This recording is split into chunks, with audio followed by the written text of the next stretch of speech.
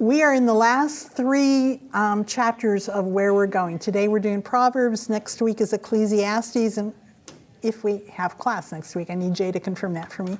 And then we have the Song of Solomon to finish up with. So we're almost through. So can you think of some other proverbs that you guide your life by that are not biblical necessarily, but just things that you say to yourself occasionally as you're thinking about things? You don't flex, you break. Ah, you don't flex, you break. Okay. I'm sorry, I couldn't hear you. If you don't flex, you break. Okay. Yes. John's Arkansas born mother said, can't get all the squirrels up one tree. Can't get all the squirrels off one tree? Up one tree. Okay. That would make some sense. What's another one? Cleanliness is next to godliness. Cleanliness is next to godliness. And when I hadn't done laundry for a whole long time, I was beginning to get aware of that. What else? Do what's a little more than asked of you. Do a little more than what's asked of you. Don't cry over spilled milk. This is semi in the Bible, but Lincoln paraphrased it. It's better to be thought a fool than to open your mouth and remove all doubt. I like that. Better be to be thought a fool than to open your mouth and remove all doubt. Good point. And we all have that experience, don't we? So we're familiar with the concept of Proverbs, but we know that there are many biblical proverbs that we're called upon to help us guide our lives. Use them as our grounding point to help us move forward. So what makes the Proverbs effective is that they're pretty short and usually pretty easy to remember. So can you recall a proverb from the book of Proverbs, or at least the gist of it that you're familiar with? Here's an example that I pulled up. Trust in the Lord with all your heart. Any others that you can think of that come to mind? Trust in the Lord with all your heart and lean not on your own understanding. Trust the Lord with all your heart and lean not on your own understanding. A good one. Got another one?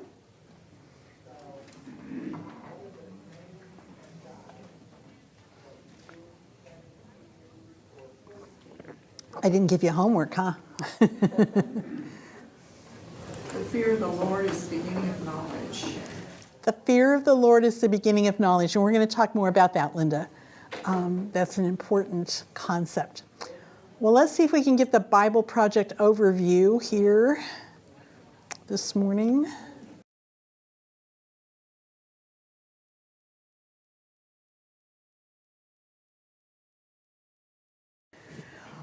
Well, early in chapter 1 in Proverbs, it gives us the purposes for the book of Proverbs, why we are to be familiar with Proverbs and what it sets out for us.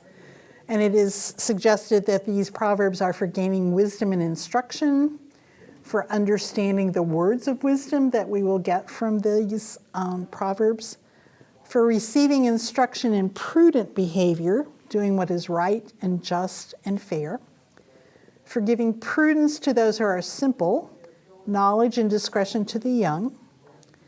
Let the wise listen and add to their learning, and let the discerning get guidance, for understanding Proverbs and the parables of the wise. There are a couple of words that seem to jump out there fairly often. One of those is prudent. What does that mean? Someone is acting prudently or with prudence. What are they doing? Well, I think we have made it a negative because we talk about she's such a prude, right? And we have taken the root of it and made it something that's negative, which is somebody that's very rigid about laws and behavior and what's acceptable and what isn't, et cetera, et cetera. I don't think that's what it's referring to, but instead... But it's similar to that in that prudence is to act fairly and justly and according... They are following the laws. Right, right, You recognize that there are laws and they are to be followed. right. How about discerning or discretion? What does that mean to you? Another word that we see fairly often here. Discerning.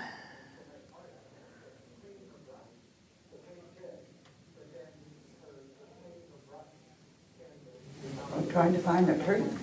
I Okay? mean, studying it or Trying to learn, research or whatever out to find Yeah. out what the truth is. trying to learn the truth in the way and being able to evaluate information that we hear and see.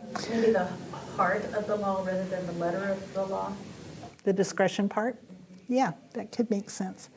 So these words kind of keep coming up in terms of how we are to deal with the Proverbs and what we are to get from them. Another word that keeps coming up is instruction. So what does that imply to you about these Proverbs? Well, we're not just talking about nothing. We're telling you how to do the specific thing that might help you. Okay, so the instruction is giving you some steps, some ways to do things. What else about instruction? Do you hear this proverb once and you've got it? Wouldn't it be nice if it was that easy, right? But we typically have to learn and hear and be taught the meaning and the application of some of these words that we're hearing. So these purposes are manyfold and engage us in some activity. So clearly God wants us to be wise. He wanted us to live in his foundation, to be obedient to him. And Adam and Eve, thinking they would be even wiser, made a pretty colossal, foolish choice by trying to eat of the fruit of the tree of knowledge. But God is too good to leave them and us floundering in our foolishness. Proverbs 1:20 says, "Wisdom cries aloud in the street. In the markets she raises her voice." So wisdom wants to be found. Very, very present in where we are and what we're doing if we know to seek her. And isn't it interesting that where the feminine pronoun is attributed to things like wisdom and ships and other kinds of things in our culture? So we women stand up a little taller, or we just know that we can get the job done. So moving on. So the author of the book that I've been using says, here is God in the pages of the Bible, and especially in the book of Proverbs, calling out from the highest heights. And she says she can even imagine him on the back of a flatbed truck with a bullhorn, insisting that there is no middle road between right and wrong, no reasonable compromise between wisdom and foolishness. And God comes to us giving us the tools that we need to navigate our life in such a way that we will enjoy his presence along the way and find him fully at our final destination.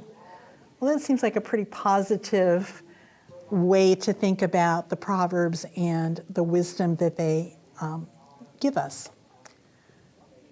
So we have said that wisdom is more than just mental prowess or moral goodness. It doesn't just mean you're smart.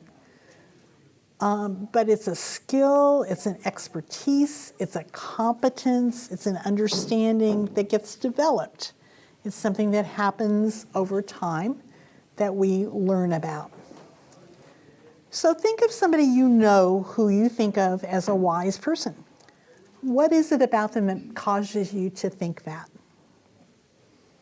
What attributes do they display that causes you to think they are a wise person?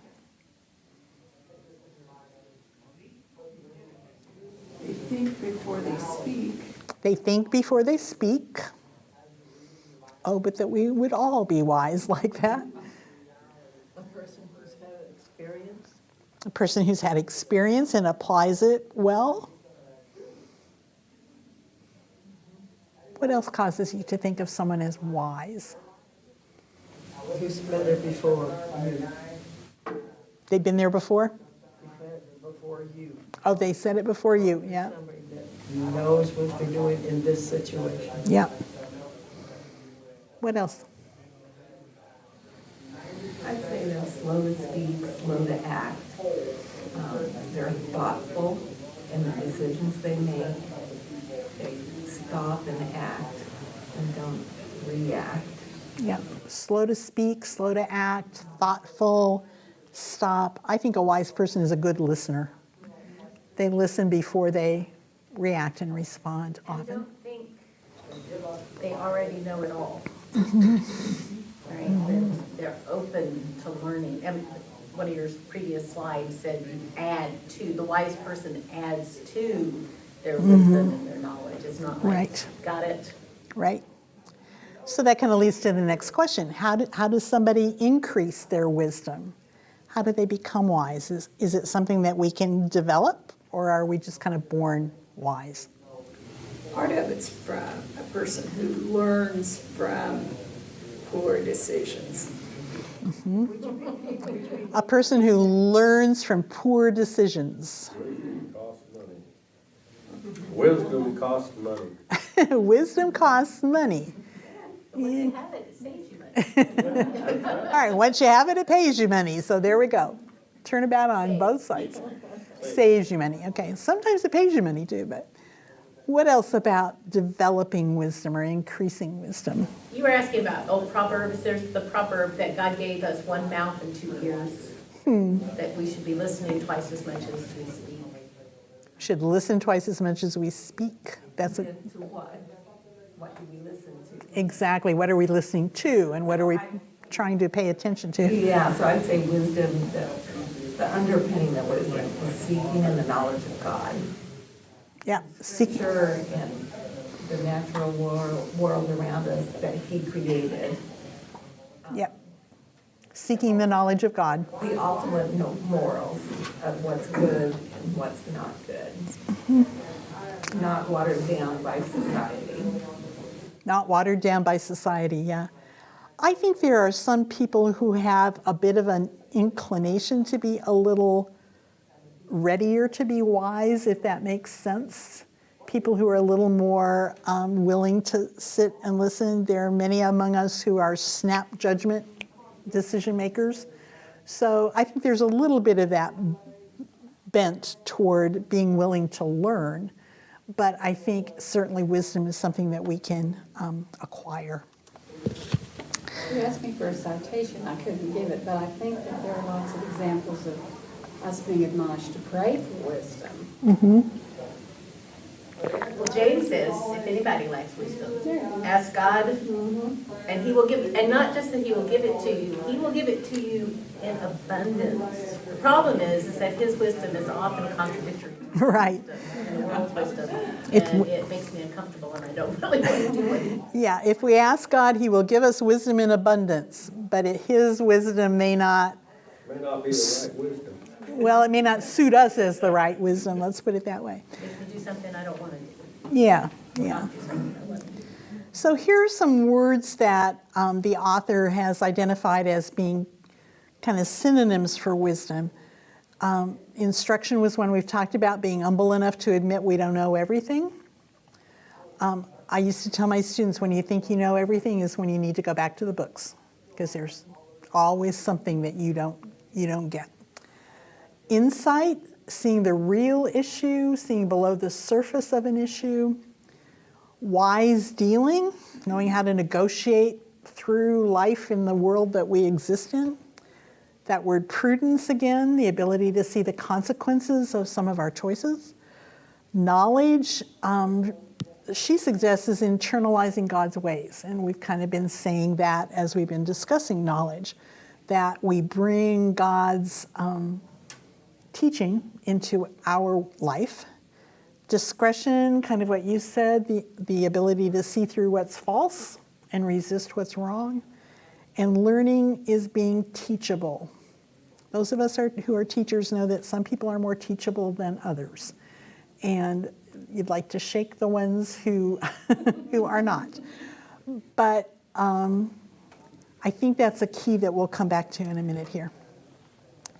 And Linda, as you mentioned, wisdom begins with a holy fear. And it's not the fear and trembling kind of punitive fear of God, but rather knowing that God has things to teach us if we will put ourselves under his authority. So Proverbs 1:7 says, the fear of the Lord is the beginning of knowledge. Fools despise wisdom and instruction. Pretty strong statement.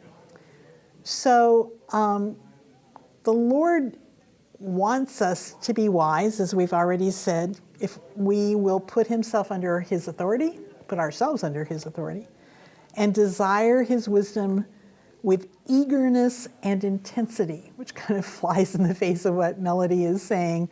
You know, his wisdom may not be the way I think I'm going to handle something. The desire to know God and respond to him rightly is the driving force of the wise person's life. It is his or her functional center. What does that mean to you?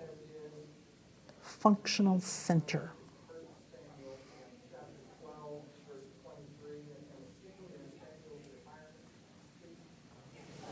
Where you go to. Kind of your default place where you go back to try to ground yourself again? Yeah. Anything else come to mind? I think of it in terms of activities of daily life. It's what you do every day. So to have God's wisdom as our functional center and guides us in the way we are to live our life and our daily activities. What else?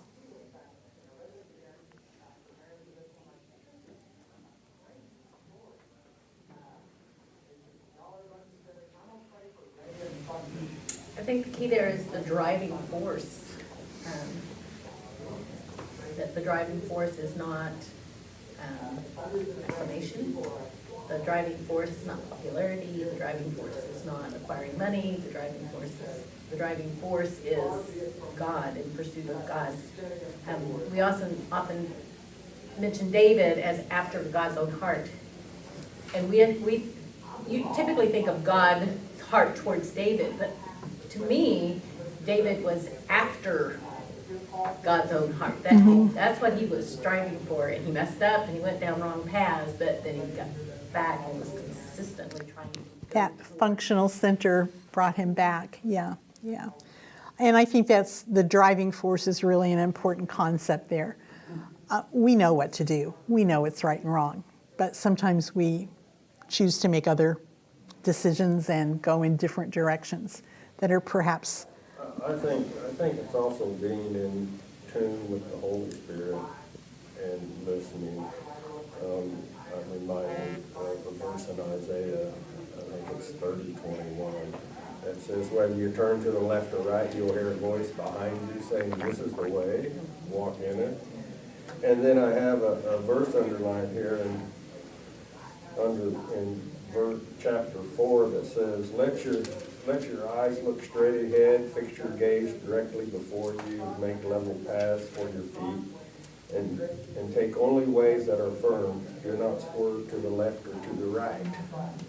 And so those kind of go together for me, and when we think that, God put his spirit in us, and we can hear that voice, as you say, that's our inner thought saying this is right, this is wrong. And if it's God-centered and we are in tune with that, that's walking with wisdom. Yeah. So, And that is your functional center, isn't it then? It should be. Yeah. I have a friend who talks about taking a road trip with her dad, just out driving for the day. And they got to a place where they could make a left turn or a right turn. And she said to her dad, which way do you want me to go? I don't care, either one is fine. And so she turned left, and about half a mile he said, you should have turned right. So that voice wasn't loud enough, fast enough, but we all have that voice that will help us make those decisions if we listen carefully. We even make those same problems for ourselves. Yeah, we do. By going over and over and over again, right? So the Bible Project was saying that we're in reading the Proverbs, at least early on, we're listening to a father giving advice to his son about how to live life successfully. And he indicates that there are two paths, and the son needs to choose one or the other. Take the path of wisdom and go walking with God on a path that's straight and secure and avoids those pitfalls. Or we can take the path of folly, and that path is dark and crooked, and we're not going to find God on that path of folly too often. We've all walked both of those paths. The wisdom path is a little more fun, a little safer, feels a little more secure. But I know I've walked down that path of folly and wondered how on earth I got myself there and how I was going to turn around to get myself back over to the path of wisdom.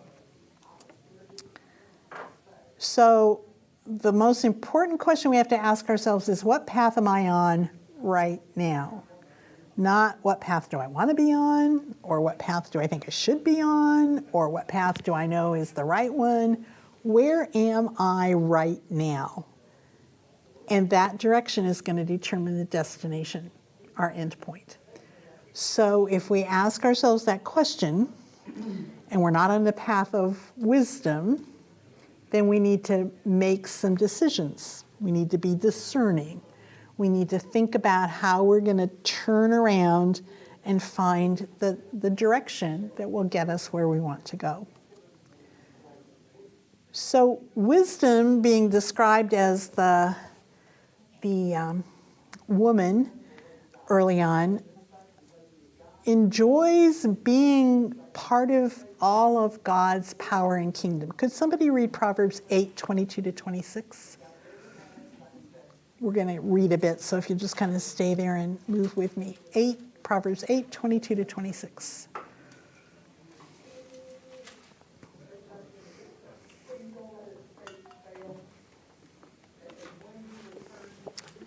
I can read it if you don't get there. If I've got it right, if the Lord brought me forth as the first of his works before his deeds of old,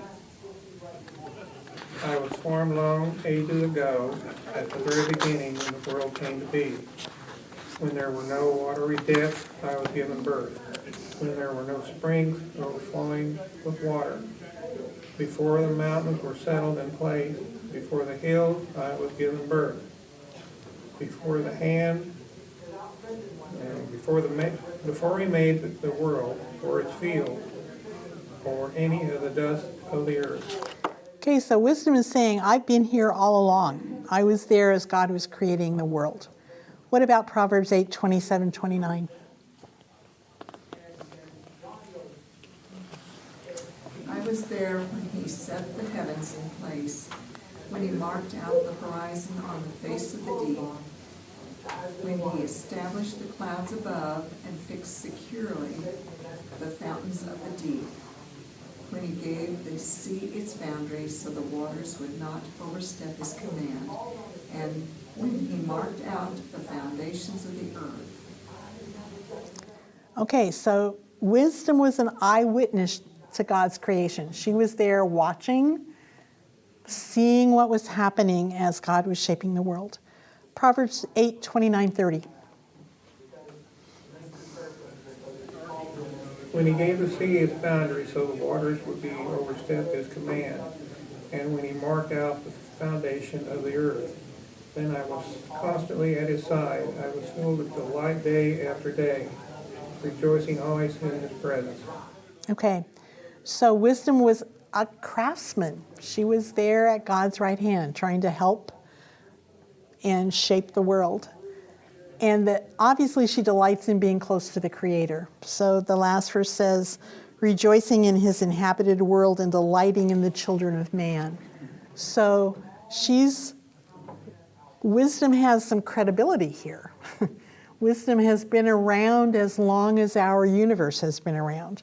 And if we seek her guidance, we too can delight in being close to the Creator. And ultimately, wisdom culminates in the cross. Paul presents the cross as the power and wisdom of God. For the word of the cross is folly to those who are perishing, but to us who are being saved, it is the power of God. We preach God crucified, the power of God and the wisdom of God. That first line, folly to those who are perishing. What does that mean to you?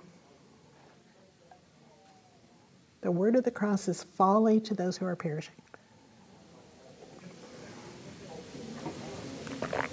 Those who don't seek the knowledge of God, who seek their own internal or temporal knowledge, that kind of thing, which is fleeting. It can be fleeting. So then those folks are not going to benefit from the reason for the cross, which was the forgiveness of our sins and life everlasting with the Lord. I don't know that I'd want to be called follyful, if that's a word, at that point. But for those who are being saved, it's the power of God, the wisdom, the life force, that driving center that we've been talking about. So there really are only two paths in life, the path of wisdom, the path of folly. They don't end up in the same place. Only one path avoids the agony of ending up where you do not want to be, wondering how you could have been so foolish. Anybody been there?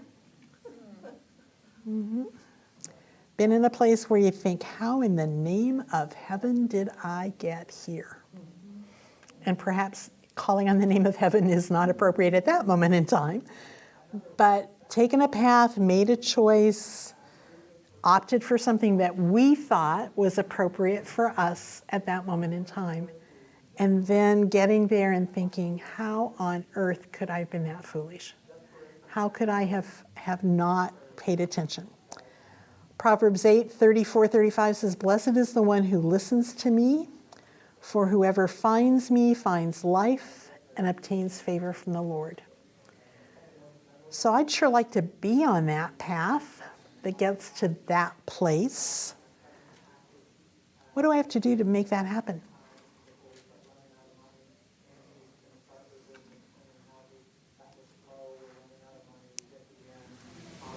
Thinking about the lesson this morning, that I think his name is Chris Stewart gave, is seeking to glorify God in all that we do, so that our faith shines and reflects back God's glory. It's Right. how wisdom is applied. Yeah, so we need to be looking at all of those aspects of our life, being a reflecting mirror, a smiling face, an open table, and emerging path. So to get to that point, we have to be instructed and we have to learn. So teachability is an important quality. You think you're a teachable person?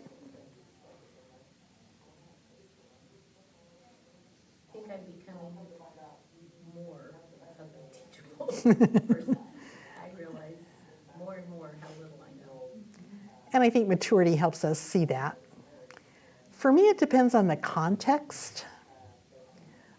If I'm sitting at a bridge table and somebody tells me how I should have maybe played that hand better, I'm not sure how teachable I am at that moment. But in other places, depending on how the instruction is being provided, then I'm very willing to listen to some people who provide that kind of information for me. So, do you think people close to you would describe you as teachable? Or maybe stubborn, or You know, there's some things here about wisdom, though, and being teachable. A lot of us would just as soon have someone just do it for us. But we don't gain any wisdom by having it. that is true. That And- is true. And there's a lot of people that want that. And they may be the ones that are, they were talking about fallible or fallible, folly. Fallible, Whatever that word I made up. word you can make up. Yeah. Just mean that. I mean, and we wonder, you know, and they're perishing, but, you know, they don't want to learn. And I even had one guy that I was in Bible studies with him at work, and I even baptized him, and then, about 6 months later, he come back and he started doing some reading and stuff, and he says, you know, after this reading I've done, he says, I just think being a Christian's for weak people. They have to have someone to fall back upon and that. Well, And so, you know, well, and I think there are people that do think that. You know? Oh, I think that's very it's not true. for me. Religion's not for me. yeah, Well, I could do it. well, what's that one? Who sings that song? Something about I do it my way. Yeah, Frank Sinatra did it my way. Frank Sinatra. Okay. Look where it got him. You know, the ones who are doing it their way are the ones who are perishing. And so, because, you know, we're doing it God's way. And it's a really important concept. But I think in this teachability aspect, I think a lot about who's doing the teaching and how I respond to that. I've started directing some games at the Bridge Center, and you have to set up all this computer stuff, and I always miss a step. So the person who teaches me, and I don't wish to offend anyone, is an engineer. So he speaks, and I'm like, and he does it for me. I mean, he just flips through he clicks on the screen and does it for me, and I make the same mistake over and over and over again because I haven't learned it. He's taught me, but I haven't been able to learn that.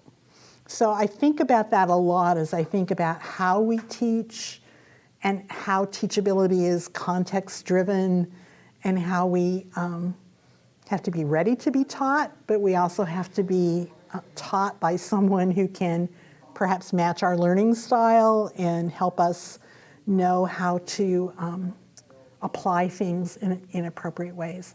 So think about that as you think about teachability. Next week Mother's Day? Yeah. And do we have class on Mother's Day? You think so? Okay. So if we're here next week, we'll have Ecclesiastes. If we skip a week, we'll have Ecclesiastes the next week. So thanks for being here. See you next week.